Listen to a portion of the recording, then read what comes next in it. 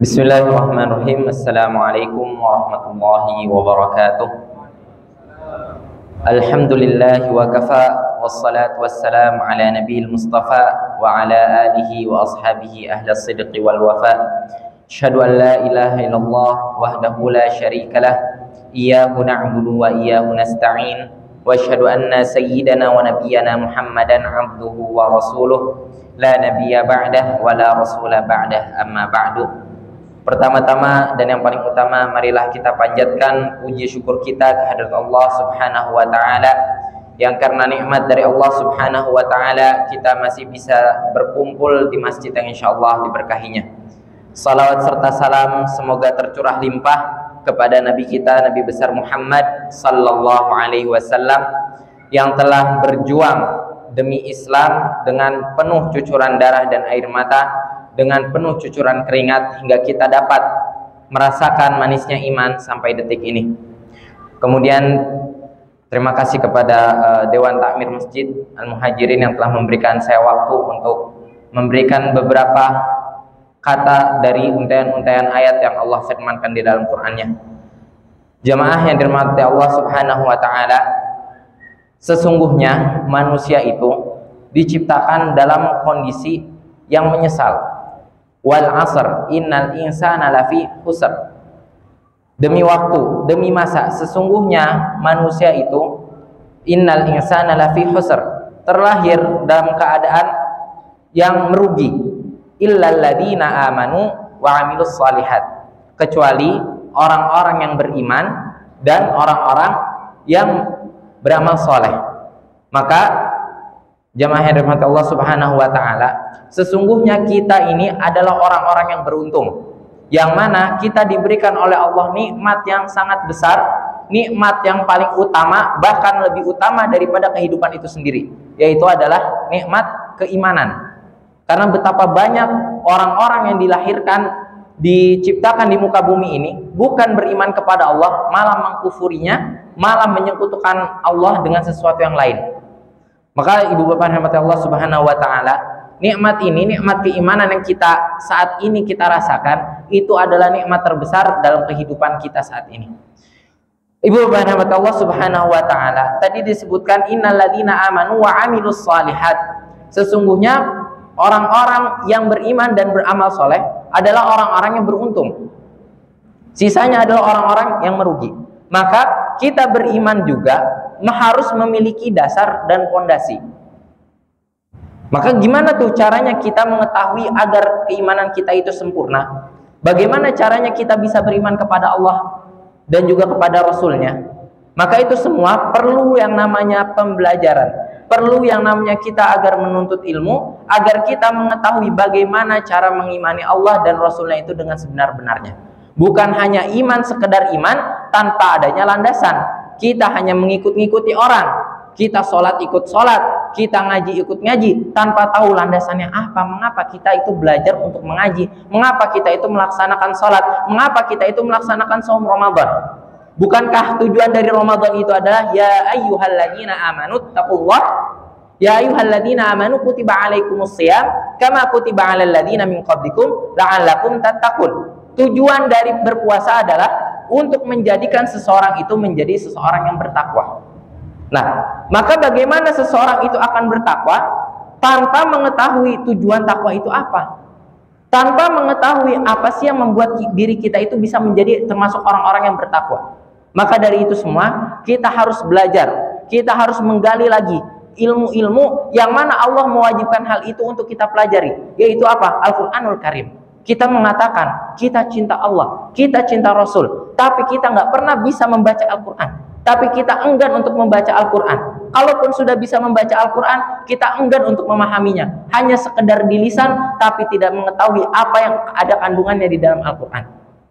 Bagaimana mungkin kita mengatakan diri kita cinta kepada Allah dan Rasulnya, tapi Quran yang menjadi pedoman kita aja kita tidak pahami, cuman kita baca tapi tanpa mengetahui isi kandungannya.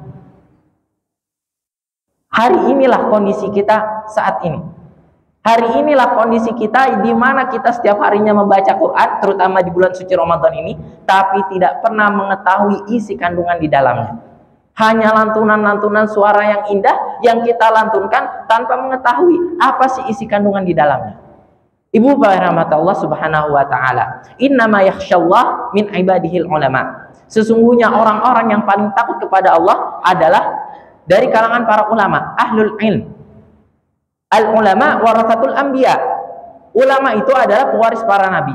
Ibnu Katsir mengatakan di dalam tafsirnya bahwasannya mengapa Allah menyebutkan ayat demikian, innama yakhsyallah min ibadihil ulama. Sesungguhnya orang-orang yang paling takut kepada Allah itu adalah dari kalangan para ulama, dari kalangan orang-orang yang berilmu. Mengapa? Karena orang-orang yang berilmu, yang mengetahui ilmu tentang akhirat, yang mengetahui ilmu tentang Islam, makin dia berilmu, makin mengetahui kebesaran Allah Subhanahu wa taala. Seseorang yang mengetahui bahwasannya Allah itu Maha Pencipta, Allah itulah yang berfirman memfirmankan Al-Qur'an di dalam kitabnya, maka ketika seseorang itu sudah mengetahui isi dalam Al-Qur'an, isi kandungan Islam yang sebenarnya, maka akan tumbuh di dalam hatinya itu rasa takut yang sangat kepada Allah Subhanahu wa taala, karena makin tahu kebesaran Allah Subhanahu wa taala. Maka ibu bapak rahmati Allah Subhanahu wa taala, bagaimana kita mau dikatakan orang yang bertakwa? Bagaimana kita mau dikatakan orang-orang muflih, orang-orang yang beruntung, orang-orang yang nantinya kita berharap akan dimasukkan ke dalam surganya, kalau kita, pedoman kita yaitu Al-Quran, kita tidak pahami? Bagaimana kita mau mendekatkan diri kepada Allah, kita mau mengadakan di dalam diri ini rasa takut kepada Allah, kalau kita tidak mengetahui gimana sih kebesaran Allah itu? Apa sih kebesaran Allah itu? Kita mengetahui hanya sholat, sementara sholatnya juga bacaannya kita tidak mengetahui apa intisari bacaan itu, apa Al-Fatihah yang kita lantunkan 17 kali dalam satu hari. Itu adalah doa harapan, tapi ketika kita sholat hanya cuman bacaan-bacaan yang lewat saja. Kita sholat tidak memperbaiki sama sekali diri kita. Padahal Allah mengatakan, inna salata tanha anil fahsya'i wal munkar. Sesungguhnya sholat itu mencegah dari keburukan dan juga kemungkaran. Tapi kok kita sholatnya tepat waktu, sholatnya di masjid, tapi kok anehnya maksiat masih jalan, suka gibah, suka nyombongin diri di hadapan orang lain, suka mengeluk-elukan dirinya. Lalu apa manfaat sholat ini? Lalu kemudian cukup sampai di situ saja? Tidak, harus ada kelanjutan, yaitu apa? Introspeksi diri. Apakah sholat kita hanya sekedar sholat sebagai pembatal kewajiban, sebagai penggugur kewajiban, ataukah sholat yang memang berarti untuk hidup kita? Jangan sampai sholat kita tanpa ilmu. Sholat kita hanya sekedar sholat, ngikutin orang takbir, kita takbir, tanpa mengetahui apa arti takbir itu. Kita sholat Allahu Akbar, tapi sesudah takbir harusnya tidak ada memikirkan sesuatu kecuali kedekatan kita kepada Allah Subhanahu wa taala. Tapi ketika takbir, kita mikirin makanan yang ada di rumah. Gimana ya nanti nyari uang? Singkirkan dulu urusan dunia kalau kita sedang menghadap Allah Subhanahu wa taala. Maka inilah pentingnya kita mempelajari ilmu agama, ilmu yang harus kita pelajari. Kalau ilmu dunia kita harus menguasai juga. Sebagai apa? Agar kita dapat menggenggam dunia berdasarkan keislaman kita. Karena orang-orang yang memegang dunia tanpa adanya keimanan di dalam dirinya, maka yang terjadi adalah pejabat-pejabat yang korup. Mereka pintar, ada ilmunya, banyak ilmunya. Pejabat-pejabat korup itu kenapa bisa korupsi? Karena berilmu juga. Berilmu untuk apa? Untuk membohongi rakyat. Maka ketika itu mereka juga berilmu. Maka orang-orang yang memiliki ilmu tapi ilmunya itu disalahgunakan, keilmuannya itu bukan didasari atas dasar keimanan kepada Allah Subhanahu wa taala, maka hancurlah dunia ini. Maka dunia pun harus kita pegang, tapi berdasarkan apa? Atas dasar keimanan kita kepada Allah Subhanahu wa taala. Hal itulah yang dapat memanage kita, yang dapat mengatur kita agar tidak kebablasan dalam mengatur dunia. Ibu bapak rahmati Allah Subhanahu wa taala. Maka inilah pentingnya ilmu. Kata salah seorang syu'ara, penyair dari Arab, Abu Ishaq al-Albiri, itu mengatakan, ila ilmin takunu bihi imama muta'an in nahaita wa in amarta wa yajlu ma bi'ainika min ghasyaha wa yahdika sabila idza dhalalta. Ibnu Ishaq mengatakan, ila ilmin takunu bihi imama, karena ilmulah kita dapat menjadi seorang pemimpin. Karena seorang pemimpin harusnya berilmu. Bagaimana dia tidak berilmu dapat memimpin suatu kaum? Maka harus berilmu seorang pemimpin itu. Kalau ada pemimpin yang gak berilmu, maka negaranya hancur. Maka sesuatu yang diatur itu akan hancur. Maka seorang pemimpin itu harus berilmu dan harus memiliki keilmuan, yang mana keilmuan itu dilandaskan atas dasar keimanan kepada Allah Subhanahu wa taala. Karena itulah yang akan mengatur dirinya agar tidak terjerumus dalam hal-hal kemaksiatan. Ila in takunu bihi imama muta'an in nahaita wa in amarda. Dan karena ilmu inilah kita dapat menjadikan seseorang itu taat kepada kita, ataupun kita dapat melarang seseorang itu dari berbuat kemaksiatan, dari berbuat kejahiliahan. Maka pentingnya kita untuk mencari ilmu, terutama memperdalam ilmu agama, di mana saat inilah momen yang paling tepat untuk kita bermuhasabah diri, untuk kita menintrospeksi diri kita sampai mana kita ini telah menuntut ilmu. Jangan sampai kita beribadah tanpa ilmu, sehingga kita menjadi apa? Seperti orang-orang Nasrani. Ya, ghairil maghdubi alaihim waladdallin. Kita menjadi orang-orang Nasrani yang mana mereka itu beribadah tapi tidak mengetahui apa dasar mereka itu beribadah. Ghairil maghdubi alaihim waladdallin. Dan juga jangan seperti orang-orang Yahudi yang mana berilmu tapi tidak diamalkan. Nah, inilah istimewanya orang-orang muslim. Ilmu dan amal harus selaras. Bukan amalnya dikencengin, ilmunya ditinggalin. Tapi ilmu sama amal harus selaras, harus sejalan. Kita memiliki ilmu harus diamalkan. Kita memiliki amal harus ada ilmunya. Jangan sampai ilmunya kita ada tapi nggak diamalkan. Itu sia-sia belaka. Atau sebaliknya, kita mengamalkan sesuatu tapi tanpa ada dasarnya, tanpa ada ilmunya, sehingga kita menjadi orang-orang yang tersesat. Naudzubillah min dzalik. Ibu bapak rahmati Allah Subhanahu wa taala. Saya akan mengutip satu kisah tentang bagaimana perjuangan seorang penuntut ilmu, bagaimana seorang orang yang menuntut ilmu itu tidak mengenal waktu, tidak mengenal tempat, dan tidak mengenal usia. Kebanyakan dari kita ini kalau sudah usianya menginjak 30 ke atas akan mengeluh. Ya, mengeluh, "Oh, saya udah tidak ada waktu untuk menuntut ilmu. Saya udah tidak ada waktu tuh untuk membaca lagi Al-Quran. Saya udah tidak ada waktu tuh untuk membuka lagi namanya tafsir-tafsir Al-Quran. Saya tidak ada waktu lagi tuh untuk membuka yang namanya hadis-hadis Nabi Shallallahu Alaihi Wasallam. Sudah disibukkan oleh perkara dunia. Saya udah sibuk kerja, pagi masuk pagi, pulangnya sore, kemudian kecapean, tidur langsung istirahat. Gak ada lagi waktu untuk belajar." Saya akan mengutip satu kisah, yang mana kisah ini diriwayatkan oleh dari salah seorang tabi'in, yang mana seorang tabi'in ini untuk mendapatkan satu hadis itu menempuh perjalanan dari Hijaz, ya, Jazirah Arab yang sekarang itu adalah Mekah, Madinah, kemudian Lebanon dan sebagainya, itu menuju Syam, yang kala itu sekarang ini adalah salah satu negaranya adalah Suriah. Itu menempuh perjalanan yang sangat jauh hanya untuk mendapatkan satu hadis Nabi Shallallahu Alaihi Wasallam. Itu untuk satu hadis Nabi menempuh perjalanan yang begitu jauh, yang direwatkan itu selama 1 bulan penuh. Selama 1 bulan penuh perjalanan. Kalau sekarang sudah ada alternatif kendaraan. Kalau dulu masih menggunakan unta, masih menggunakan kuda, dan masih kadang penuntut ilmu itu menempuh perjalanan itu dengan berjalan kaki. Maka ibu bapak yang dirahmati Allah Subhanahu wa taala, zaman ini era sudah modern. Ustadz-ustadz sudah banyak, ahlul ilmi sudah banyak, buku-buku sudah bertebaran di mana-mana. Dahulu untuk mendapatkan satu hadis itu sulit. Dahulu untuk mendapatkan satu nasihat dari seorang ulama itu sulit.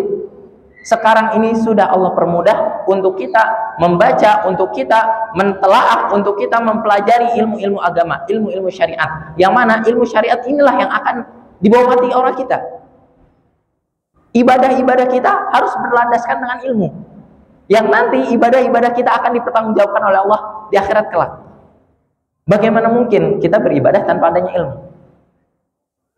Ibu bapak rahmati Allah Subhanahu wa taala, maka ini motivasi untuk diri saya pribadi dan juga untuk ibu bapak sekalian, agar mari kita sama-sama meningkatkan kualitas kita dalam belajar, meningkatkan kembali giroh kita, meningkatkan kembali keinginan kita untuk mempelajari Islam. Bagi yang mungkin sekarang masih terbata-bata dalam membaca Al-Qur'annya, hayu Ramadan ini titik balik kita, hari ini, malam ini titik balik kita untuk lebih semangat mempelajari Al-Qur'an. Kita mengatakan kita cinta Allah, kita cinta Rasul, kita beriman kepada Allah, beriman kepada Rasul. Tapi Quran yang Allah turunkan kepada kita selaku umat Nabi Muhammad SAW, kita nggak bisa membacanya.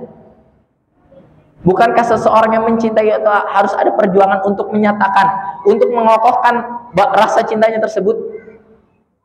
Nah, inilah zaman ini.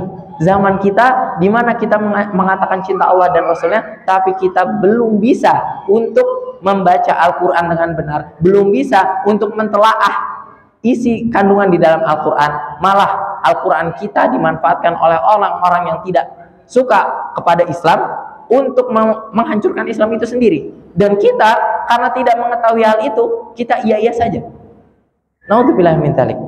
Ibu bapak Allah Subhanahu wa taala, mari bersama-sama kita berintrospeksi diri, kita bermuhasabah diri agar kita sama-sama terus mempelajari ilmu-ilmu agama Allah, syariat-syariat Allah yang Allah turunkan, yang Allah maktubkan itu di dalam firman-Nya yaitu Al-Qur'anul Karim.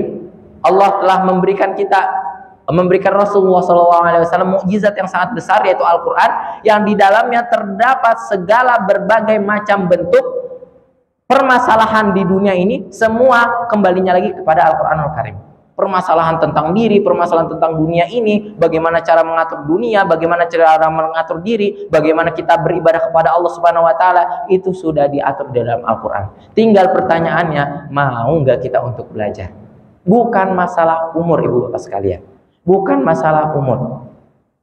Malik bin Dinar baru mempelajari agama itu umur 36 tahun. Umar bin Khattab masuk Islam umur 26 tahun. Tandanya apa? Umur yang sudah segitu masih ingin mempelajari Al-Quran, masih ingin belajar tentang agama Allah, masih ingin mentelaah yang namanya firman-firman Allah di dalam Al-Quran. Masa kita yang Allah sudah berikan kemudahan dengan adanya teknologi, dengan kitab-kitab ini sudah terkumpul, hadis-hadis sudah lengkap, ya, hadis-hadis dari Nabi SAW sudah banyak dibukukan. Ustadz-ustadz juga yang mempelajari ilmu agama juga sudah banyak, tapi kok kita enggan untuk mempelajari agama Allah Subhanahu wa taala. Ibu bapak rahmati Allah Subhanahu wa taala, semoga kultum yang singkat ini bisa memotivasi diri saya pribadi menjadi tadkirah menjadi tadkirah pengingat terhadap diri saya dan juga kepada ibu bapak sekalian dalam rahmat Allah Subhanahu wa taala, agar kita sama-sama memperbaiki generasi ini. Dan terkhusus untuk bapak-bapak sekalian, termasuk diri saya juga, bagaimana mungkin kita akan meninggalkan generasi keturunan kita dalam keadaan yang jahil, bodoh, terutama apa? Bodoh dalam akhiratnya. Kita mengharapkan agar anak-anak kita kelak nanti menjadi anak-anak yang soleh, sementara kita ini belum bisa menjadi figur sebagai ayah yang soleh. Lalu bagaimana kita menjadi orang yang soleh kalau kita tidak bisa memahami ilmu-ilmu Allah? Maka dari itu, kita selaku seorang laki-laki yang menjadi imam di dalam rumah, mari kita sama-sama kembali lagi buka Al-Qur'annya, kembali lagi kita mengadakan halaqah-halaqah, yang mana halaqah-halaqah itu membahas tentang agama, yang mana halaqah-halaqah itu membahas tentang Al-Qur'an, agar kita bisa mewariskan kepada anak-anak kita ilmu-ilmu yang bermanfaat, dan agar menjadikan anak-anak kita anak-anak yang soleh, yang dapat mendoakan orang tuanya walaupun kita sudah mati. Doa-doa anak yang saleh itu terus mengalir kepada kita dan menolong kita untuk memasuki surga Allah Subhanahu wa taala. Semoga kita dipertemukan kembali bukan di dunia ini saja, tapi di akhirat nanti di surganya Allah Subhanahu wa taala. Itulah yang kita harapkan dan itulah yang kita minta kepada Allah Subhanahu wa taala, agar kita diwafatkan dalam keadaan husnul khatimah dan dimatikan dan kita dikumpulkan oleh Allah di dalam surganya, yaitu surga Firdausil A'la. Barakallahu li wa lakum. Astaghfiru minkum ila liqa ma salamah wa lahir wassalamu alaikum warahmatullahi wabarakatuh.